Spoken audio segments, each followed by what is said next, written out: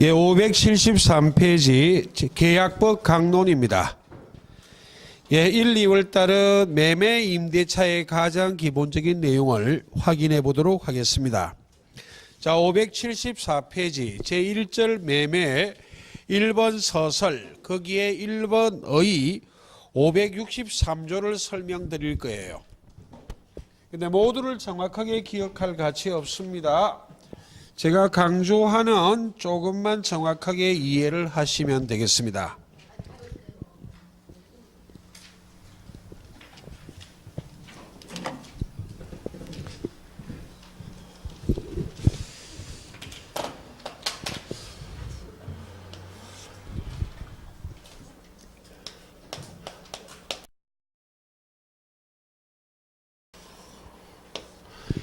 예, 매매교환 임대차의 공통점이 4가지.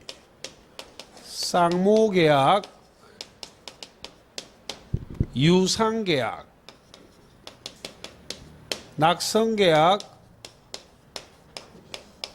불효식 계약인데 매매의 의의에 필요한 내용은 낙성계약입니다. 낙성의 반대말이 요물이에요. 낙성계약의 낙은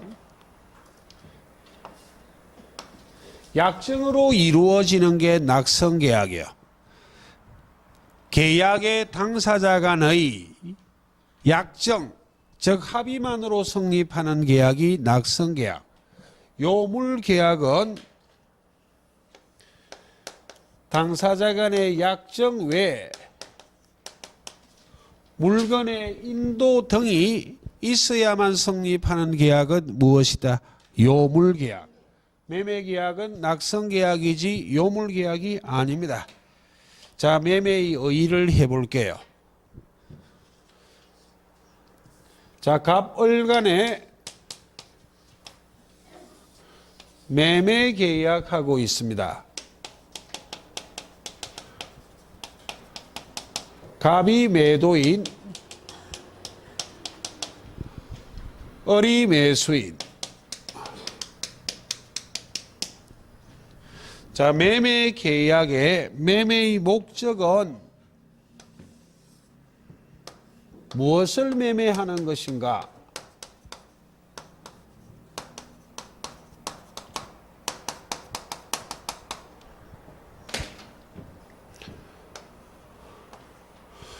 물건을 매매할 수 있을 뿐만 아니라 무엇도 매매할 수 있다? 권리도. 물건은 부동산도 매매할 수 있고 동산도 매매할 수 있는데 우리 시험은 부동산 매매라 그랬죠? 예. 권리도 매매할 수 있어요. 우리가 아는 권리 중에 예를 들면 지상권도 매매할 수 있어. 지상권 양도 계약하는 것이 지상권 이전 계약하는 것이 지상권이란 권리를 팔아먹는 매매계약의 일종이라고. 되겠습니까? 지상권이나 전세권 같은 권리도 매매할 수 있다 없다? 있어요. 라는 걸 기억하시고, 자, 매매의 의의요. 매도인은 매수인에 대하여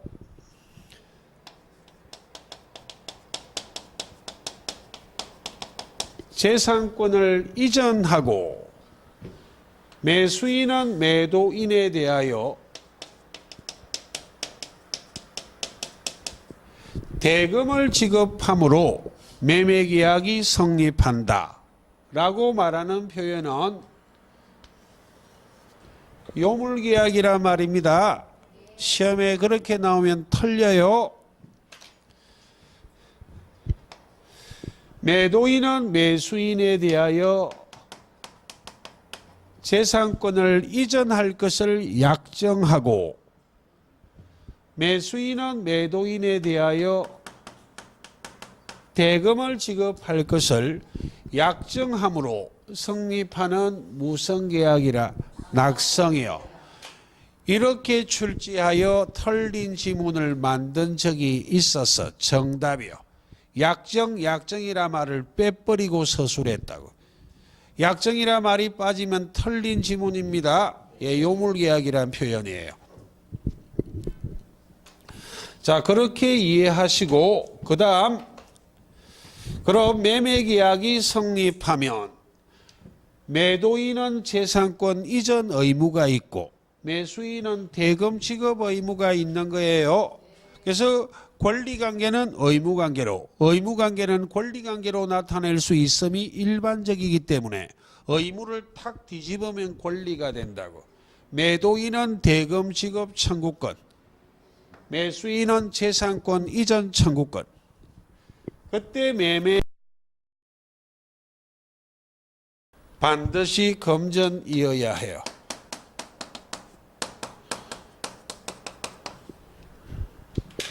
검전이 아니라면 3, 4월 달에 배울 교환하고 구별하기 힘들어. 매매와 교환의 가장 대표적인 차이점. 매매는 반대급부, 매매 대금은 반드시 무엇이어야 한다? 검전이요. 교환은 검전 이외의 재산권. 반드시 검전이어야 합니다. 그럼 임대차하고 비교해 보자고요.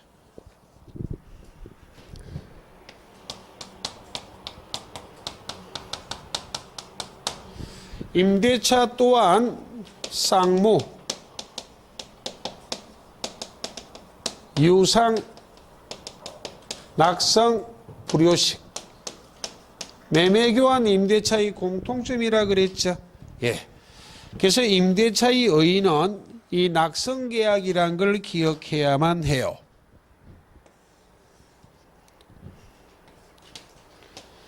예, 물건을 소유하는 갑이 있고 갑을 간에 임대차 계약하고 있어요.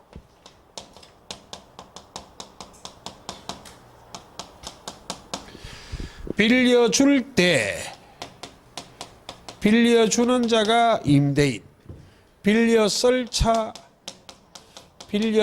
자가 임차인.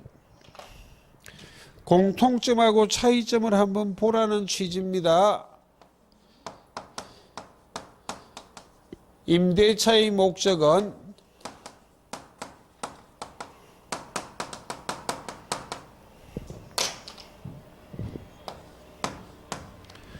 물건을 임대차하지 권리는 임대차할 수 있다 없다? 없어요. 동산이나 부동산 물건을 임대차하는 것이 매매의 목적과 차이점이다. 되겠죠? 예. 그럼 의의요.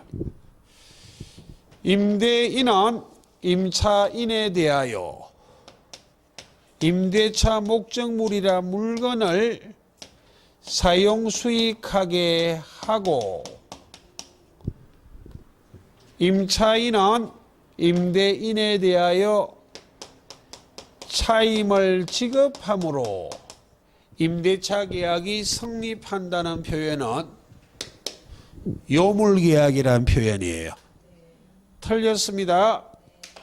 낙성계약이기 때문에 임대인은 임차인에 대하여 목적물을 사용 수익하게 할 것을 무엇하고 약정하고 임차인은 임대인에 대하여 차임을 지급할 것을 약정함으로 임대차 계약이 성립하는 무슨 계약이다? 낙성계약이요. 이것도 기출문제 정답이었어요.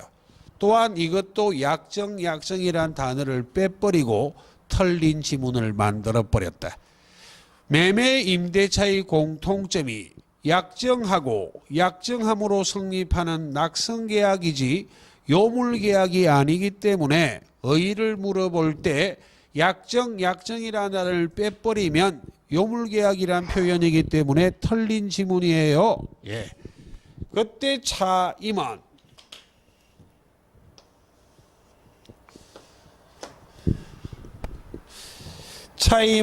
검전일 수도 있고 유가물 물건일 수도 있어. 차임은 무엇일 수도 있다? 물건일 수도 있다. 그러므로 차임은 반드시 검전일 필요는 있다 없다? 없어요. 물건, 유가물일 수도 있어요. 예. 그럼 개념은 약정하고 약정함으로 성립한다는 건 똑같고, 매매의 목적은 권리일 수 있지만 임대차의 목적은 권리는 안 된다. 차이점. 대금은 반드시 금전이지만 차임은 반드시 금전일 필요는 없다. 이게 차이점. 보셨죠? 예. 까지를 이해하고, 자, 본격적으로 매매로 들어가 보도록 하겠습니다. 자, 1, 2월 달에 매매에서 초점을 맞추실 것은 계약금이에요. 매도인의 담보 책임은 조금 어렵기 때문에 3, 4일부터 해도 됩니다. 자, 그럼 물건의 매매를 예를 들어 볼게요. 자, 부동산을 소유하는 갑이 있어요. 갑을 간에 이 부동산을 사고 파는 매매 계약하고 있습니다. 갑이 매도인, 파는 자, 을이 매수인, 사는 자.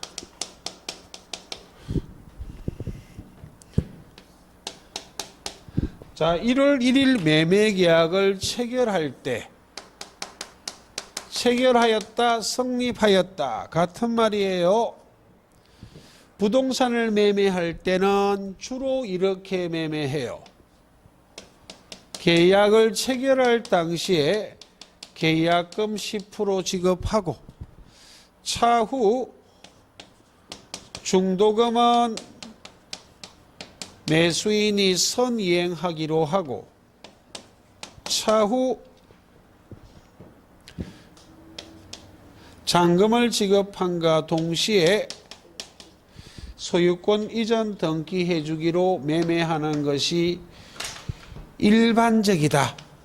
언제나는 아니고 계약 자유의 원칙이요. 지급하는 것이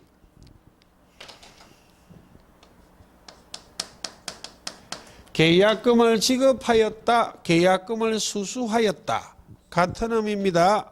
예. 이 계약금을 지급하는 것이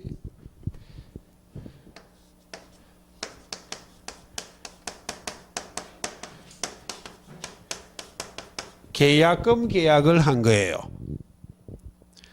특별하게 다른 얘기를 안 해도 계약금을 주고받는 게 무슨 계약한 거라고?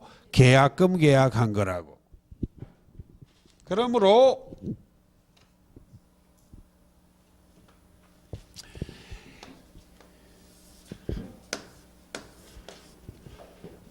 이 매매 계약과 계약금 계약을 비교하면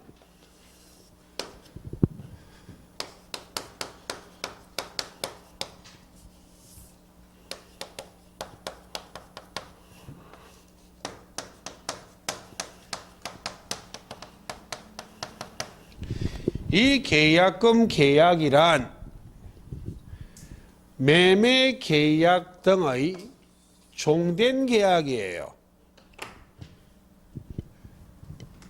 등입니다. 주로 매매 계약할 때 계약금을 주고받는 게 일반적이기 때문에 계약금 계약은 매매에서 서술하고 있지만 반드시 매매 계약할 때만 계약금을 주고받는 건 아니다. 예를 든다면 전세권 설정 계약할 때도 계약금 주고받을 수 있다 없다? 있어요. 임대차 계약을 체결할 때도 계약금 주고받을 수 있다 없다? 있어요. 매매 계약 등의 종된 계약이다. 그런데 매매 계약은 무슨 계약이고 약정하고 약정함으로 성립하는 낙성 계약이고 계약금 계약은 무슨 계약이라? 요물 계약이에요. 요물 계약이란 이야기는 매매 계약은 약정하고 약정함으로 성립해버리지만 그래서 1월 1일 날 성립한다고. 만약 매도인은 매수인에게 재산권을 이전하고 소유권 이전 등기요. 매수인은 대금을 지급하므로 대금은 잔금까지 다 지급해야 돼요. 매매계약이 성립한다면 매매계약은 언제 성립한다고? 3월 1일 날. 요물계약이라면 약정하고 약정함으로 성립하기 때문에 매매계약은 언제 성립한 거예요? 1월 1일 날. 그 말입니다. 예. 그래서 매매계약은 낙성계약이지만 계약금 계약은 요물계약입니다. 당사자 간의 약정 외에 계약금까지 지급해야만 성립하는 게 무엇이다? 계약금 계약이요. 가령 시가 10억짜리를 매매해서 매매 대금을 10억으로 하기로 1월 1일 날 매매 계약이 성립했습니다. 수치는 너무 집착하지 마시고 계약금 1억 지급하고 중도금 4억 지급하고 잔금 5억 지급하고 이렇게 매매했다고. 그럼 계약금 계약은 요물 계약이기 때문에 계약금 1억 전액을 지급해야 성립합니다. 전액이란 말은 우리 시험에는 묻지 않아요. 그냥 계약금을 지급해야만 성립하는 요물계약이다. 시험에 묻지 않는 내용, 가계약금이란 게 있어. 계약금을 1억으로 하기로 매매했는데 1월 1일 날 계약금이 부족해서 1,000만 원만 지급했어. 계약금 전액 지급했다 안 했다? 계약금 계약은 성립했다 안 했다? 안 했기 때문에 계약금의 일부를 지급한 것은 거짓 가짜를 써 가계약금이라 말해. 거짓 가짜를 썼다는 말이 가계약금은 계약금이다 아니다? 아니라니까. 계약금 전액 지급해야 됩니다. 예, 전액 이건 시험은 아니고요. 그래서 계약금 계약이 매매 계약 등의 종된 계약이란 표현은 쓰고 있지만 매매 계약은 낙성 계약이고 계약금 계약은 요물 계약이기 때문에 이 두 가지 계약은 같은 계약이다, 다른 계약이다. 다른 계약이에요. 이런 표현을 시험에 쓰지는 않아요. 다른 계약이기 때문에 반드시 동시에 체결될 필요는 있다, 없다. 이 말이 동시에 체결돼도 되고 동시에 체결되지 않아도 된다는 말이에요. 이렇게 할 수도 있어. 예를 든다면 주로 계약 체결할 때 계약금 10%가량 지급하는 게 일반적이지만 계약을 체결할 때 차후 계약금을 지급하기로 매매계약할 수도 있다, 없다? 있다고요. 이렇게 매매할 수도 있어요. 알아듣습니까? 네, 고맙습니다. 그때 이 계약금은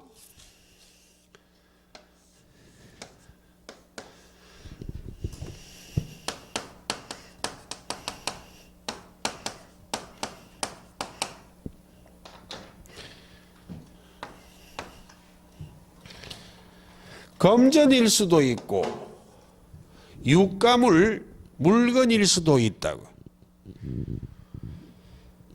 계약금은 물건일 수도 있기 때문에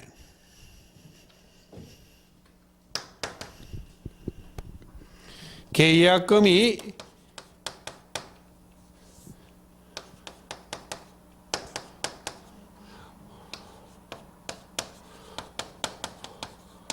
원칙적으로 매매 대금이다, 아니다?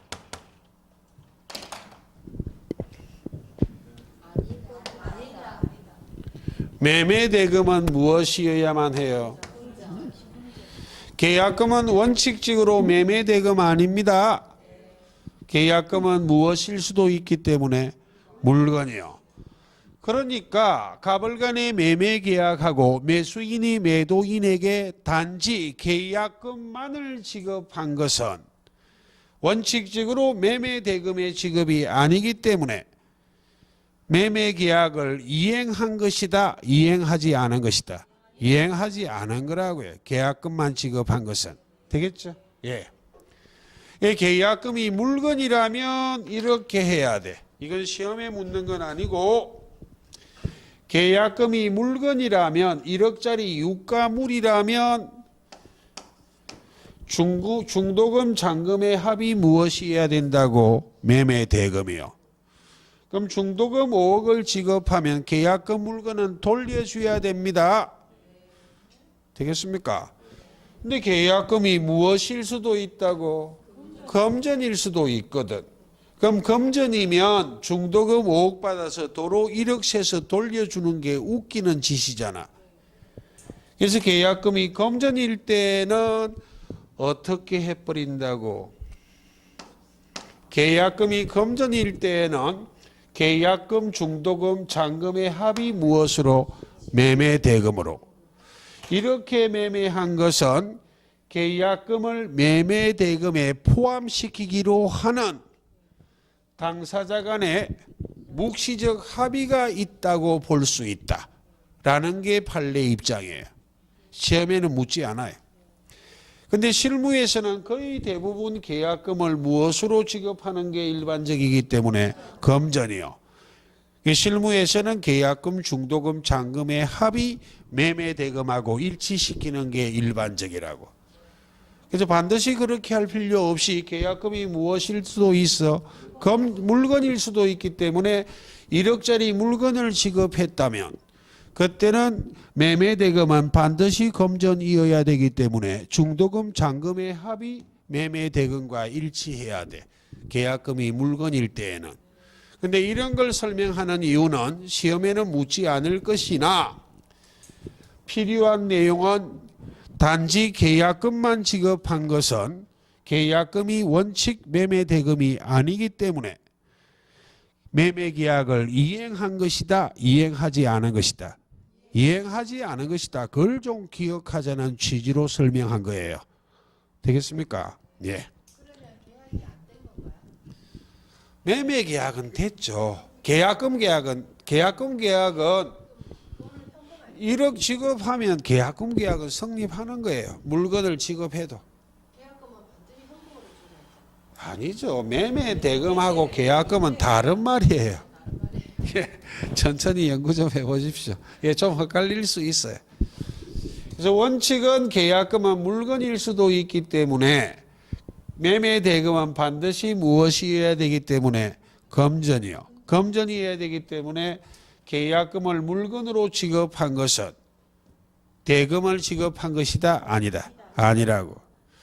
그리고 법 이론상 금전을 지급해도 원칙은 계약금이 매매 대금은 아닌데 중도금, 잔금의 합을 10억으로 일치시키면 계약금이 금전이라면 중도금 지급하면 1억 도로 돌려주는 게 바보짓같이 보이잖아요. 그래서 계약금까지도 즉 매매 대금에 포함시키는 경우도 있다, 없다? 있다고. 그때는 당사자 간에 계약금을 매매 대금에 포함시킵시다 하고 명시적 합의는 안 해도 이렇게 매매한 것은 매도인 매수인이 계약금을 매매 대금에 포함시키기로 하는 묵시적 합의가 있다고 볼 수 있다는 게 판례 입장이에요. 되겠죠? 예, 실무에서는 주로 이렇게 하는 게 일반적이에요. 근데 법 이론상 계약금은 물건 지급해도 됩니다. 만약 12월 24일 날 약정하고 약정함으로 매매계약 성립했어요. 1월 1일 날 계약금 지급하기로 했다고. 동시에 해도 똑같고. 근데 1월 1일 날 매수인이 1억이 없다면 1억짜리 물건을 줘도 된다, 안 된다? 되잖아. 1억짜리 차를 주고 오면 돼. 그렇게 물건을 지급했을 때는 중도금 지급하면 매도인은 매수인에게 물건을 돌려줘야 된다고. 그때는 중도금, 잔금의 합이 매매 대금하고 일치해야 돼. 계약금이 물건일 때에는. 금전일 때에는 실무상 주로 이렇게 해버린다고. 되겠죠? 그래서 원칙은 계약금은 매매 대금에 포함된다, 안 된다? 안 돼, 원칙은. 그러므로 단지 계약금만 수수, 주고받은 것은 매매계약의 이행이다 아니다. 아니다. 그 마인드를 가져야 계약금을 지금부터 풀어낼 수가 있어요. 자, 풀어볼게요.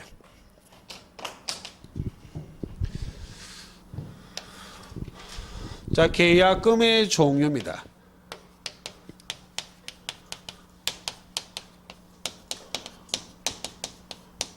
계약금은 크게 세 가지가 있어요. 청약금, 해약금, 위약금이요. 계약금의 종류는 이렇게 세 가지가 있습니다. 그런데 청약금은 별 의미 없습니다. 왜? 언제나기 때문에. 이 말은 계약금은 해약금일 수도 있고 위약금일 수도 있는데 계약금이 해약금이든 위약금이든 언제나 무엇의 성격은 갖고 있다? 정약금이요. 정약금이란 표현이 계약을 체결했다는 증거가 되는 금액 되겠습니까? 그 성격은 언제나 갖고 있어. 근데 계약금이 해약금일 수도 있고 위약금일 수도 있어요. 그럼 계약금을 해약금인지 위약금인지는 어떻게 구별하는 것인가?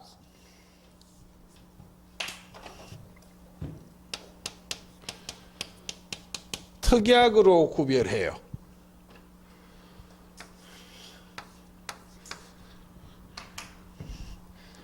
특약으로 구별한다는 말이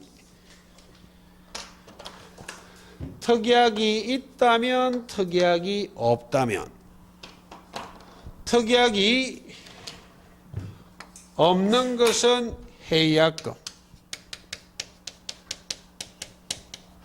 특약이 있는 것은 무엇이다? 위약금이다.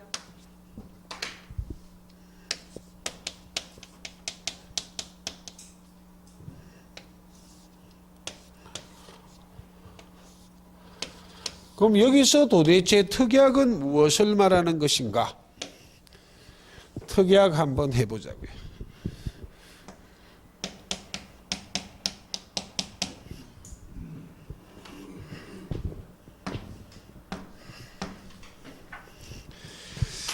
자, 갑을 간의 매매 계약 등을 함에 있어 매도인 을이 매수인 갑에 대하여 계약금을 교부하면 계약금을 지급 달리 계약금을 갑이 수수하면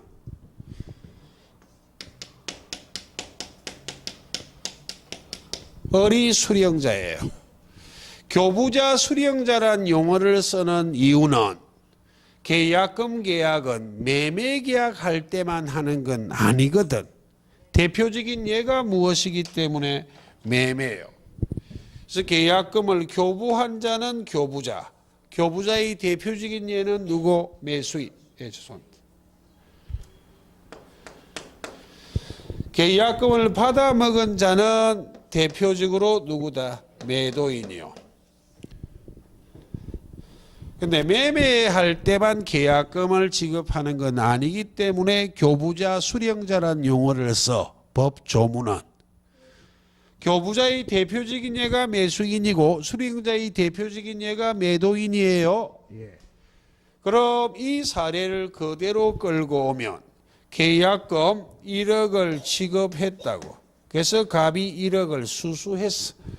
전액을 지급, 수수한 것이 계약금 계약이 성립한 거예요. 요물 계약이기 때문에. 되겠습니까? 계약금 계약 성립했습니다. 그때 특약이란 만약 교부자가 채무 불이행하면 위약 계약을 위반 즉 다시 말하면 채무 불이행하면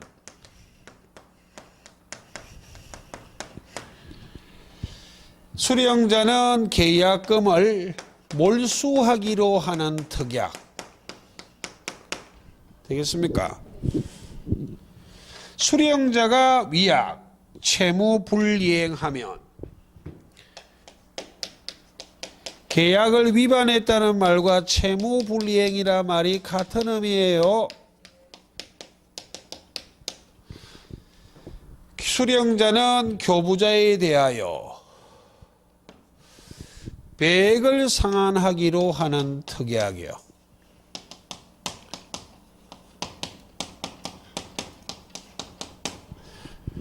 이게 합리적이죠. 교부자, 계약금 1억을 교부한 자가 채무불이행, 계약을 위반하면 수령자는 계약금 일수 1억을 몰수하기 때문에 수령자가 위약, 채무불이행하면 2억을 돌려줘야 합리적이잖아. 1억 돌려주면 1억은 즉 갑의 돈이다, 을의 돈이다. 을의 돈인데. 그러니까 2억 돌려주는 게 합리적이지. 갑은 을에게 2억 돌려준 게 결국 1억 돌려준 거예요. 1억은 누구로부터 받은 것이기 때문에 교부자인 을로부터. 이런 특약이 있다면 무엇이고? 위약금이고. 특약이 없다면 무엇이다? 해약금이다. 근데 계약금이 해약금인지 위약금인지 불분명하다면 무엇으로 추정하는 것이다? 해약금이야. 그럼 계약의 당사자 중에 일방은 계약금이 해약금이라 주장하고 상대방은 위약금이라 주장한다면 해약금이라 주장하는 자는 추정되는 자이기 때문에 입증 책임은 부담한다, 안 한다? 안 해요. 무엇이라 주장하는 자가 입증해야 돼? 위약금이요. 그 다음 계약금이 위약금이라면 손해배상액의 예정일 수 있고 위약벌일 수도 있어요.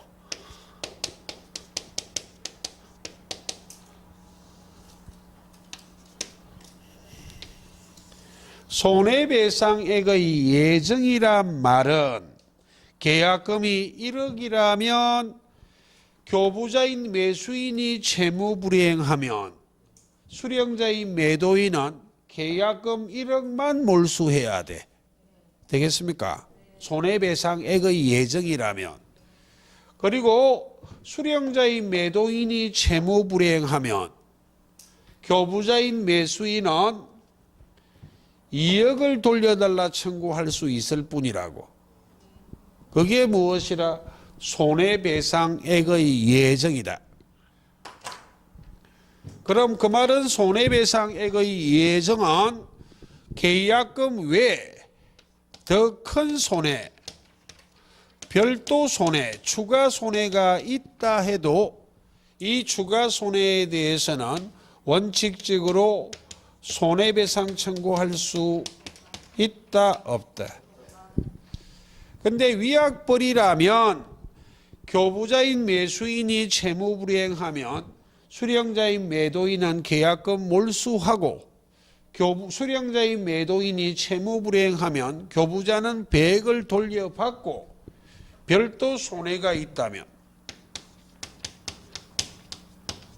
추가 손해가 있다면 그 추가 손해에 대해서 손해배상 청구할 수 있다, 없다? 있어요. 그럼 계약금이 위약금인데 손해배상액의 예정인지 위약벌인지가 불분명하다면 무엇으로 추정하기 때문에?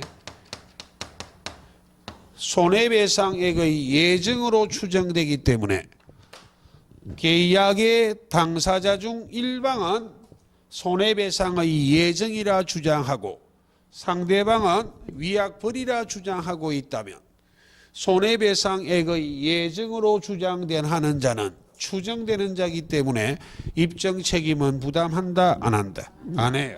무엇이라 주장하는 자가 입증해야 돼? 위약벌. 이해를 하시고, 이 위약금이란 것은 무엇이 발생했을 때 문제가 생기는 거라고? 채무 불이행이 생겼을 때 발생하는 문제예요. 근데 이 위약금도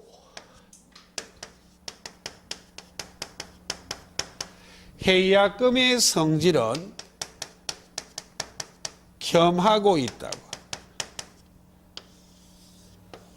해약금의 성질을 겸한다는 의미가 무엇을 의미하는 것인가? 지금 계약금에 해약금을 해보자고요. 좌측의 예를 다시 끌고 와 볼게요.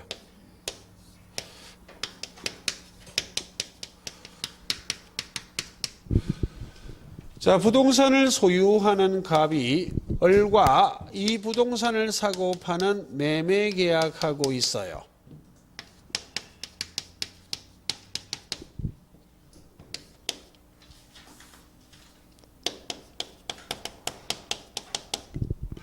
이렇게 매매했다고 예를 들어 볼게요. 계약 체결과 동시에 계약금 10% 지불하고 차후 중도금은 매수인이 선이행하기로 하고 차후 잔금 지급과 동시에 소유권 이전 등기해 주기로 매매했다고 예를 들어 봅니다. 그래서 1월 1일 날 계약금 전액을 수수해서 주고받았다 이 말입니다. 그럼 1월 1일 현재 계약금 계약이 성립한 거예요.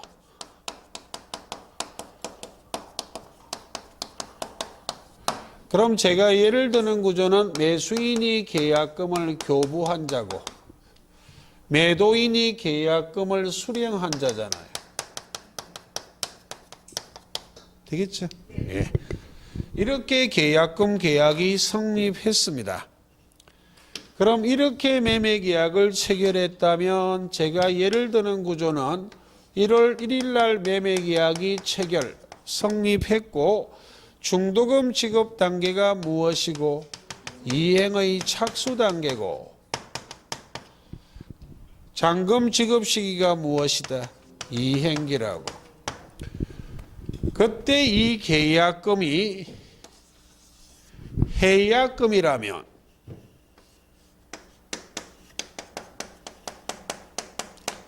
해약금이라면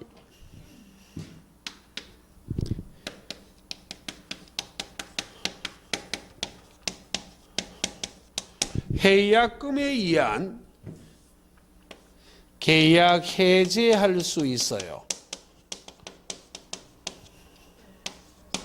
그때 해약금에 의한 계약 해제를 해약금의 무엇이 일종이기 때문에 계약금이요. 그리고 위약금도 무엇의 성질을 겸하고 있기 때문에 해약금이요. 그래서 위약금이든 해약금이든 전부 해약금에 의한 계약 해제할 수 있으므로 이 말을 이렇게도 표현해요. 계약금에 의한 무엇을 할 수 있어? 계약 해제할 수 있어. 계약금에 의한 매매 계약을 해제를 시켜버릴 수 있다고. 그럼 이게 3, 4월 달에 할 내용인데 앞 시간에 했던 이거 글이 잘 안 되나?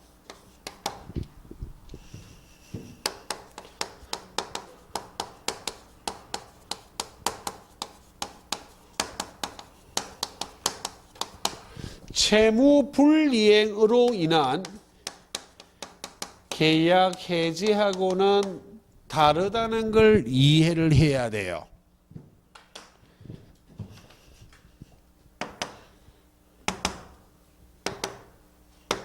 왜?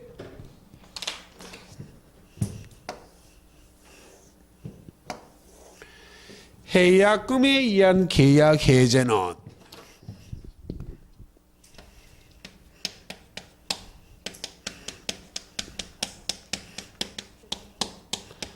당사자 일방이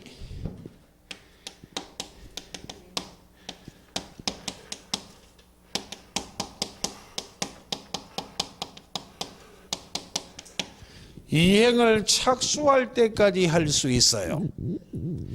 이 이행을 착수할 때까지란 게 현행법상의 표현이고 과거에는 이렇게 규정하고 있었어요.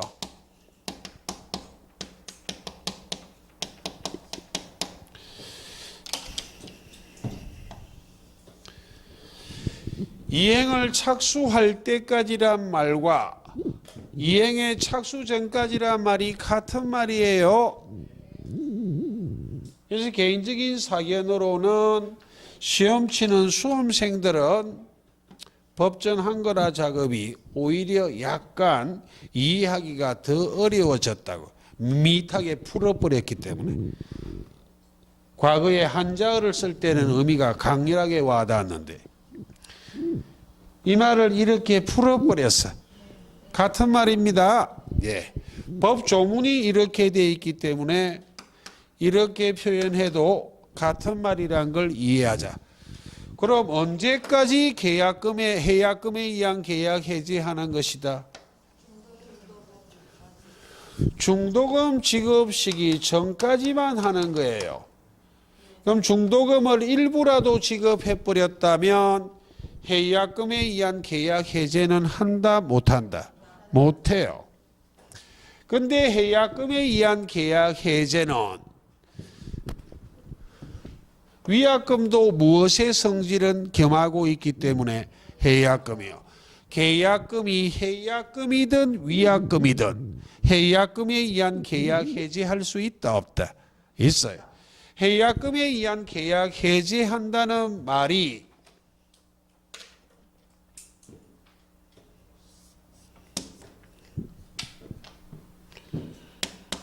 좌측의 예를 그대로 끌고 오면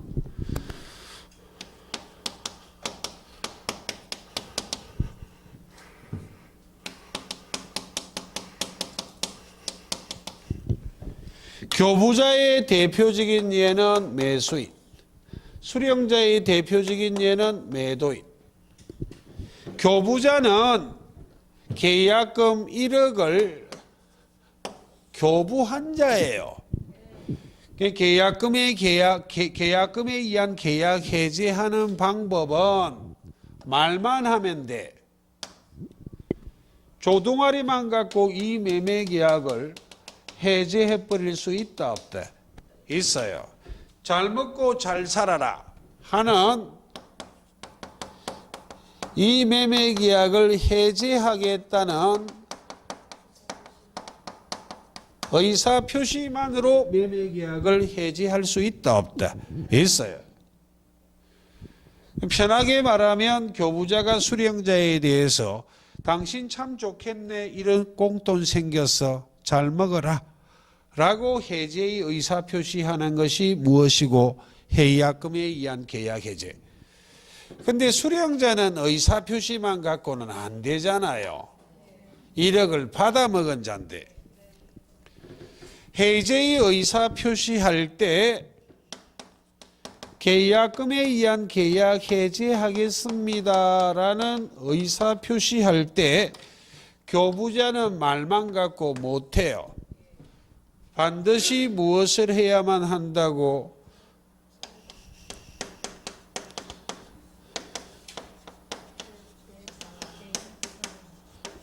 반드시 배액의 상한을 이행 제공하면서 무엇해야 된다고?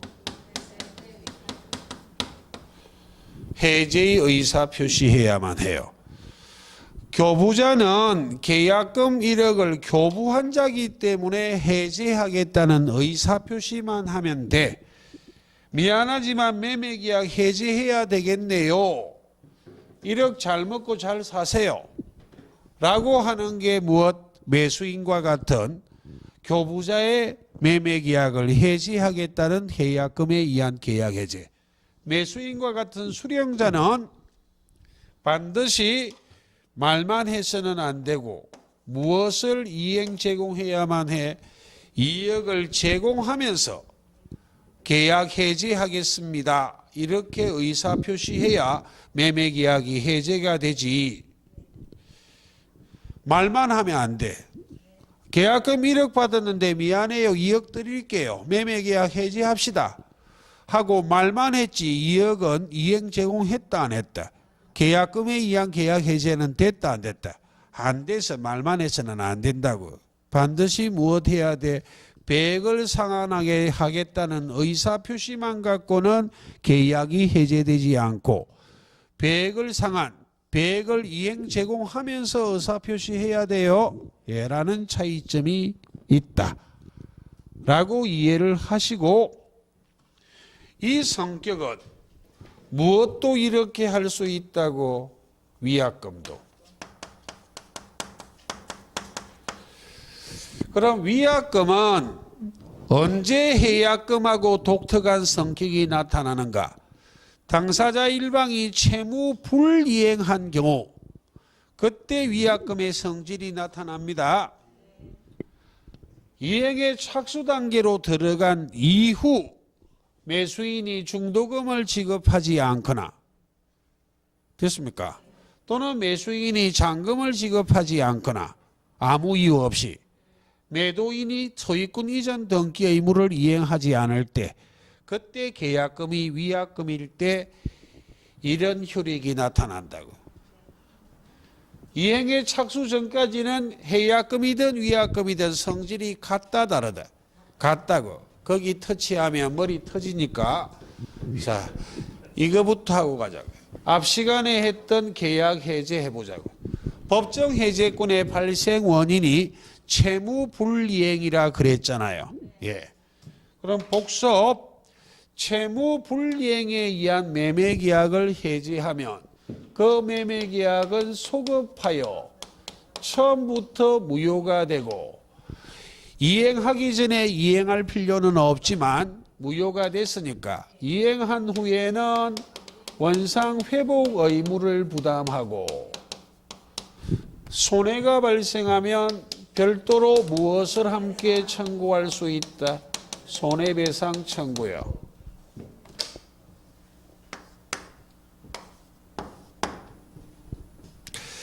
해약금에 의한 계약 해제를 하면 매매계약이 처음부터 무효가 된다는 것은 똑같아요. 채무불이행 책임을 물어 법정 해제권을 행사하여 계약을 해제했던 해약금에 의한 계약 해제했던 그 계약이 처음부터 무효가 된다는 건 똑같지만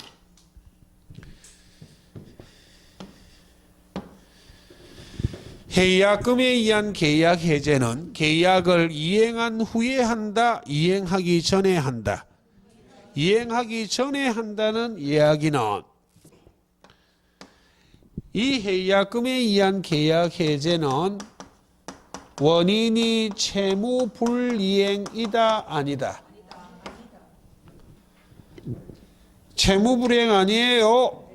그래서 이행한 게 아직 없기 때문에 원상 회복할 게 있다 없다. 채무 불이행이 아니기 때문에 채무 불이행을 원인으로 한 손해배상 청구할 수 있다 없다.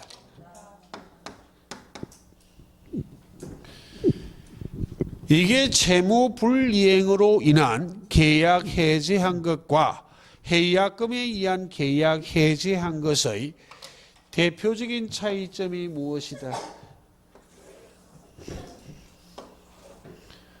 이해하셨습니까? 이건 이행하기 전에 하는 거니까 이행한 게 없기 때문에 원상 회복할 게 있다 없다? 없어. 이행하기 전에 하는 것이기 때문에 채무 불이행을 논할 수 없어. 채무 불이행 책임을 물어 손해배상 청구하는 것은 허용한다 안 한다? 안 한다고. 이런 것들을 나중에 5, 6월까지 할 거예요. 이 부분은 5, 6월 달에 할 부분이에요. 너무 스트레스 받지 말라고요. 일단 채무 불이행 책임을 물어 계약 해제 3, 4, 5, 6 더 배울 거잖아요. 이것도 좀 더 배워야 돼. 두 개를 다 배우고 비교할 거라고. 그냥 일단 오늘 채무 불이행으로 인한 계약 해제를 앞 시간에 했으니까 그냥 한번 비교 한번 해보자는 취지예요. 됐죠? 예, 좀 쉽지 않습니다. 예, 그렇게 이해하는 것이 1, 2월 달의 매매입니다. 3, 4월 예습을 조금 했습니다. 예, 그럼 잠시 쉬다가 임대차를 확인하도록 하겠습니다. 예, 잠깐만 쉬겠습니다.